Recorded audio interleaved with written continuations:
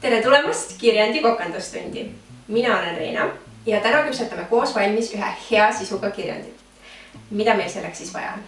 Nii nagu koogi tegemisel on retsept, mida järgida, on ka kirjandi kirjutamisel teatud eeskiri, mille abil kirjutada tekst, mida saab nimetada kirjandiks. Kui laotame need komponendid laiali, näemegi kirjandi tunnuseid. Mis meil siin laual siis on? Nüüd, kus me teame, mis kooki me tegema hakkame, on vaja sellega ka pihta hakata. Ahi on meil juba eelsoojendatud, mõtted kogutud, kirjand kavandatud, ka sisubiskviitide kondikava on koos. Küpsetame need nüüd lõikudeks valmis.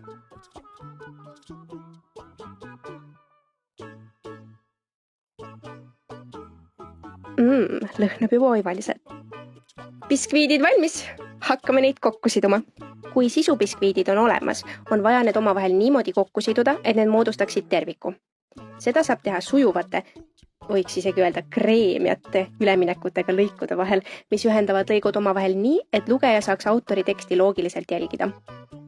Siduskreemi segame kokku põhiliselt kirjandi ülesannetele mõeldes, kuid ei saa ka ilma kirjutaja sõnumita. Muidu tuleb õudselt maitsetu kook. Viimaks lisame ka törtsu moosi. Maitse võid ise valida. See ongi sinu oma maitse järgi lähenemine. Marjakesed jäävad pärastiseks, viimase lihvi tarbeks. Heakene küll. Oleme küpsetanud kokku sisubiskviidid, valmistanud ette siduskreemi. Meil on, mida sisse juhatada. Seda nüüd teemegi. Iga hea koogi juurde käib ka asjalik esitlus, mis meie küpsetise sisse juhatab. Kiiduväärt garneering tutvustab tarbijale, mis teda ees ootab. Samal ajal aga näeme ka, et sisukomponendid loovad sujuvama ülemineku taldrikult koogile. Nonii, sisu on esindatud. Aeg on jõudnud sinnamaale, et on vaja hakata meie kooki tervikuks kokku panema. Sissejuhatavale taldrikule lisame esimese sisubiskviidi. Lisame siduskreemi. Minu biskviit ja kreem on nii head, et kreem imbub isegi natuke biskviidi sisse, mis teeb ülemineku järgmisele sisubiskviidile eriti sujuvaks. Ja lisame ka teise ning kolmanda kihi.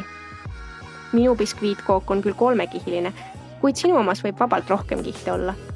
Samas mõttega selle peale, et suur tükk ajab suulõhki ja liiga palju kihte võib koogi lihtsalt ümber kukutada. Nüüd, kus me oleme väga süsteemselt oma küpsetise kokku pannud, on vaja siiski mõelda ka sellele, kas kõik koogi osad on omavahel seotud. Kas kirjandi ülesanne seostub sellega, mille valmis oleme saanud. Me oleme küll sidunud biskviidi järgmise biskviidiga, kuid mitte kõiki osi omavahel. Seetõttu näeb kook tahumatu ja kihiline välja, mitte ühtne tervik. Selleks, et sissejuhatus seonduks ka teise ja kolmanda sisulõigu ning kirjandi lõpuga ja kirjandi sõnum tuleks selgemalt esile, katame kreemiga kõik kihid ka ümbert. Noh, näeb juba täitsa terviklik välja. Aga midagi oleks ikka just nagu puudu. Katsime koogi kreemiga, kuid nüüd ei näeme enam täpselt, mis koogi sees on. Meie kook koosneb üldjoontes biskviidist. Seega, et kokkuvõttes sisalduks midagi igast sisubiskviidist, sobib biskviidipuru imehästi meie kooki üldistama. Pane tähele, et ka garneeringus kasutasime biskviidipuru, aga mitte täpselt samamoodi. Ja olemegi jõudnud oma koogiga lõppviimistluse etappi. Ma ei tea, kuidas teile tundub, aga minu arust näeb see natuke ilmetu välja. Ja kui hoolega vaatame, siis näeme pisikesi ebatäiuseid, mis tuleks samuti ära peita. Selleks kasutame pindmisi kaunistusi, sidesõnu, kirjavahemärke ja sõnaasendusi.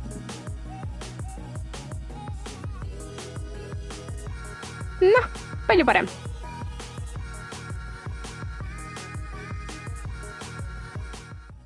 Et voilà! Ahjusoe kirjand on jagamiseks valmis. Pidage meeles, et iga kirjandi salajane koostisosa on ikka armastus. Minu kook on tehtud armastusega lugeja vastu ja loodetavasti on seda ka maitsest tunda. Ja nüüd kõik oma kirjandid küpsetama!